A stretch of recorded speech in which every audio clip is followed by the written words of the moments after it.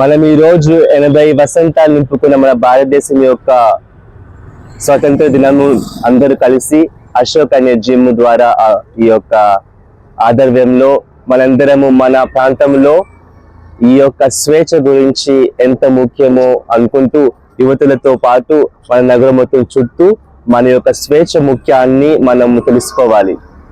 మనకి స్వేచ్ఛ అని ఈ స్వాతంత్రం వల్ల 80 సంవత్సరాలు మనం అనుభవించాము. అంటే అది ఎంతో మంది సార్ గారు చెప్పినట్లు ఎంతో మహనీయులు చేసిన త్యాగం. ఆ త్యాగాన్ని మనం ఎప్పుడు వృధా చేయకూడదు.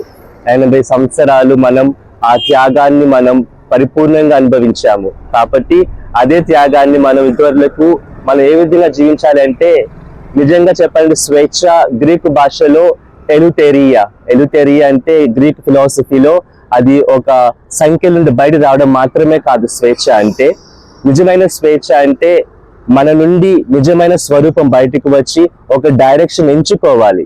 ఆ ఎంచుకునే శక్తి ఉండాలి. అది స్వేచ్ఛ. ఎవరో నుంచి విడిపించడం మాత్రమే కాదు, అది కూడా స్వేచ్ఛనే.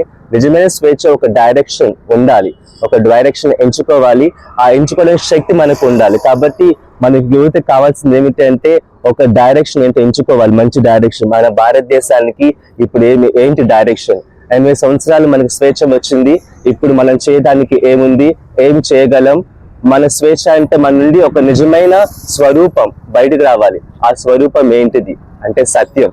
మన దేశంలో సత్యం ఉండాలంటే ముందు మన యువతలో ఐక్యత ఉండి దేశం కోసం పనిచేయాలి. ప్రతి ఒక్కరికి అన్ని హక్కులు వచ్చే విధంగా ప్రయత్నం చేయాలి. అది నిజమైన స్వేచ్ఛ. కాబట్టి మన ఎంతో మహనీయులు చేసిన ఆ స్వేచ్ఛ త్యాగాలను మనం వృద్ధం చేయకుండా మన యువతల మొత్తం మన దేశం కోసం, మన దేశ ప్రేమ కోసం ఈ స్వేచ్ఛ నిజంగా వాడుకుందామని ఈ రోజు మనం అందరూ గట్టిగా ప్రతిజ్ఞ చేయవచ్చు.